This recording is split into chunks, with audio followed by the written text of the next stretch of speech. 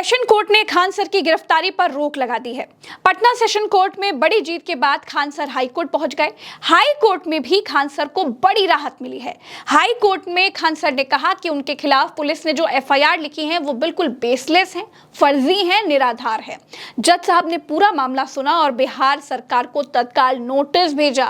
बोला 4 हफ्तों में बताओ कि खान सर के खिलाफ जो एक शिक्षक हैं उनके खिलाफ आर्म्स एक्ट और हत्या की कोशिश जैसी गंभीर धाराएं क्यों लगाई हैं। समाज भी यही पूछता है।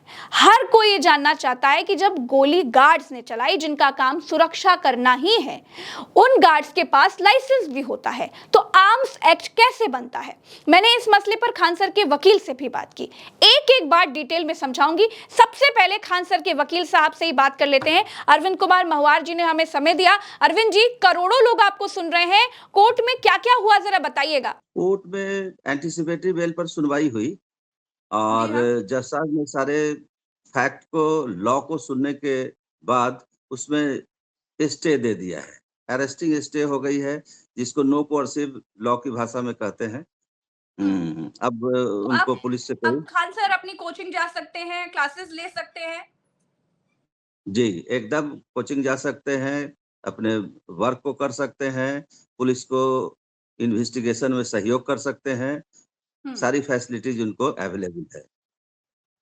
अच्छा, तो अभी जज साहब क्या बोले, क्योंकि जब आप ये केस लेकर के गए, जिस तरीके से मीडिया दिखा रहा था कि खान सर जेल जाएंगे, अब उनकी जेल पक्की है, ये जो पूरा एक तरीके का प्रोपेगेंडा बनाने की कोशिश की जा रही थी, उसके बाद सच बात क्या है यही दर्शक भी जानना चाहते हैं वकील साहब, क्योंकि मीडिया तो कुछ भी दिखा रहा है। एक्चुअली आप लोगों के पास ही तो तथ्य है, आप ही लोग तो कोर्ट गए हैं, आप जज के सामने थे, आपने दलीलें रखी है, तो आपसे बेहतर कौन बताएगा जज साहब क्या बोले पूरा केस सुनने के बाद।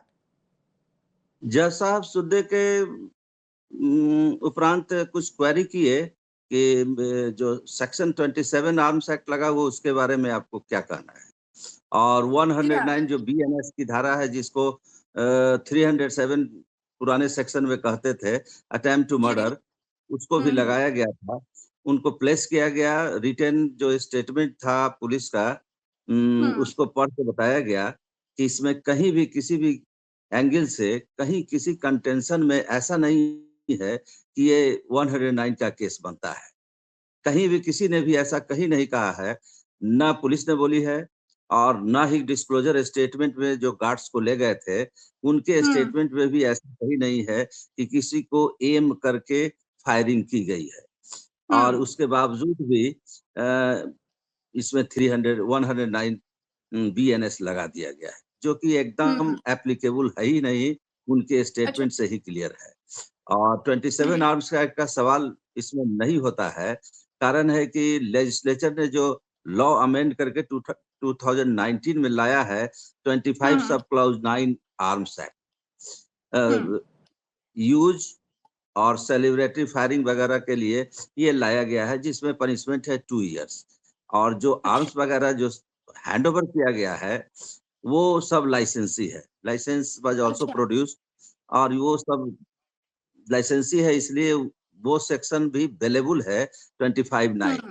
और दूसरी ये बात तो है ऐसा कि दिखा आर्म्स रहे एक्ट थे में जो मीडिया में कि जैसे नॉन बेलेबल सारी धाराएं लगी हुई हैं और अब तो खान सर बहुत मुश्किल में आ जाएंगे, और क्या क्या तो लिख रहे थे, आपने देखा होगा, फरार हो गए खान सर, फंस गए खान सर। हाँ हाँ जी हाँ, उसको देखा गया था और मैंने भी देखा था उसमें।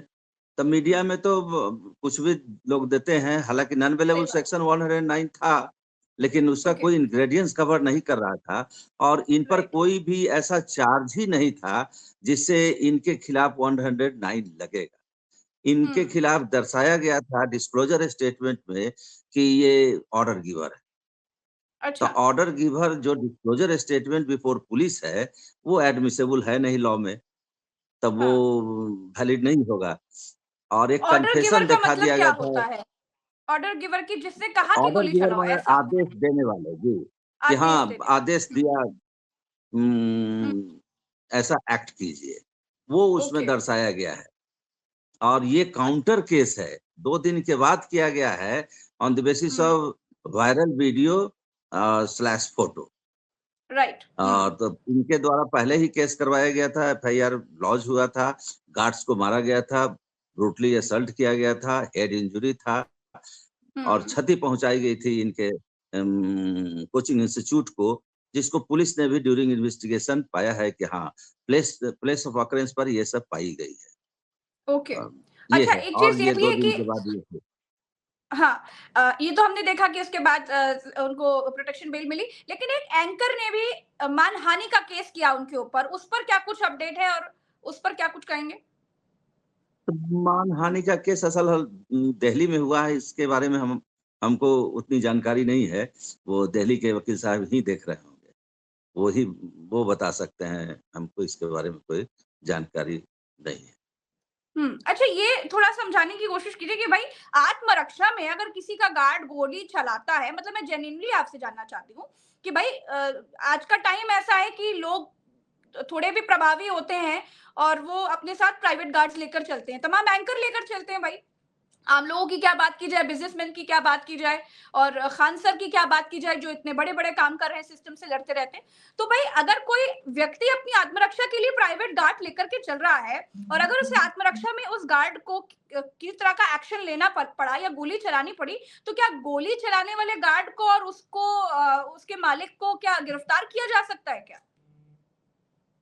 मतलब ये बात नहीं। कैसे बनी? जब और अब देखिए, पुलिस ने जो एफआईआर लिखा है, उसमें उसने भी हुँ, एक्सेप्ट किया है कि हुँ, सिक्योरिटी गार्ड को मारपीट की जा रही थी और तोड़-फोड़ किया हाँ, जा रहा था। उसमें बिल्कुल, फायरिंग की गई है एयर में, तो आत्मरक्षा में। लाइसेंसी गन है, आत्मरक्षा, तो हुँ, उसमें हुँ, सेक्शन है 35, 37 एंड 38 ऑफ बीएनएस।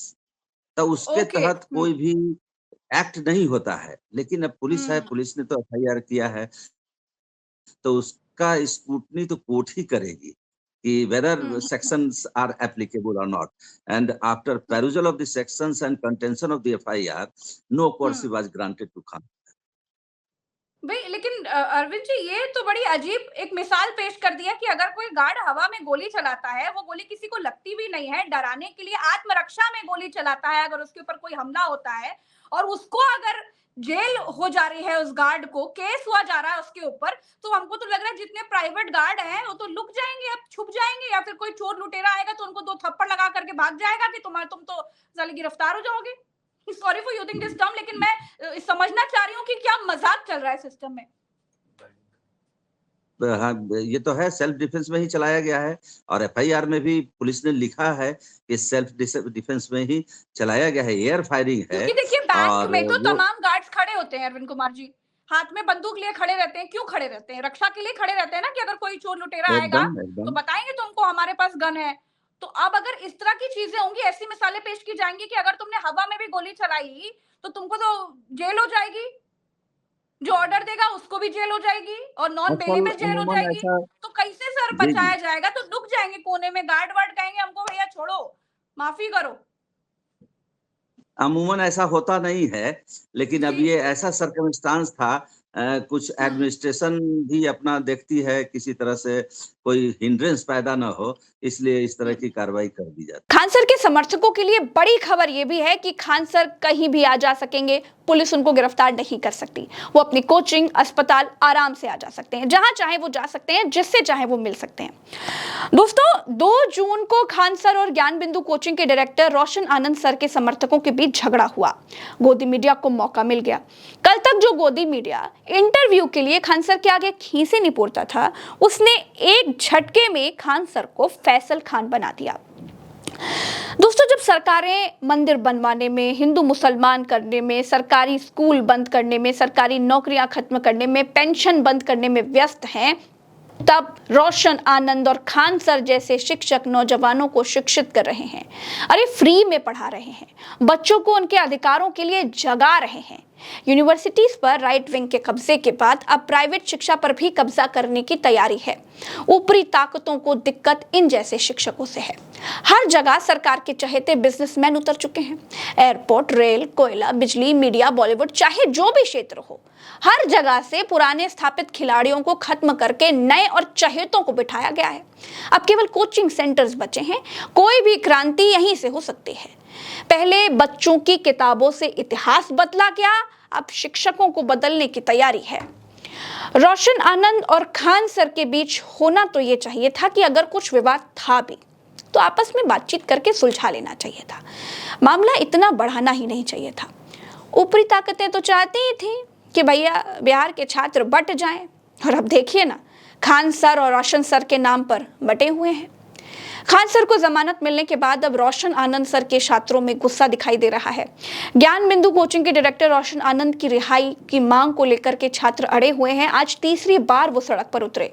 उनके हाथों में कैंडल्स थे, जुबान पर कई सवाल थे और हाथों में रोशन आनंद सर की तस्वीरें थी, क्योंकि लाखों छात्रों का भविष्य रोशन सर के हाथ में भी है। अब दोस्तों, अगर आप क्रोनोलॉजी समझेंगे तो समझ आ जाएगा कि खान सर, जो कि सिस्टम, सरकार और मीडिया को अपने तर्कों से हमेशा घेरे रहते थे, और रोशन आनंद सर जो अपने छात्रों को आवाज उठाना, जागरूक करना सिखाते थे, आज सिस्टम, सरकार और मीडिया सबने मिलकर इन लोगों को घेर रखा है। और खान सर को किस तरीके से फैजल खान बना दिया गया, ये तो हमने देख ही लिया। लेकिन कहते हैं ना, सांच को आंच नहीं। फिलहाल बड़ी राहत खान सर के लिए है। उनको हाई कोर्ट से राहत मिली है। हाई कोर्ट ने बिहार सरकार को नोटिस तलब किया है और 4 हफ्तों में सरकार से जवाब मांगा है और कहा है कि जब जवाब आएगा तब आगे की सुनवाई होगी। कोर्ट ने अगली सुनवाई की तारीख 20 जून तय की है। अब सबकी नजर 20 जून पर टिकी हुई है। देखना यह होगा कि कोर्ट क्या फैसला लेता है।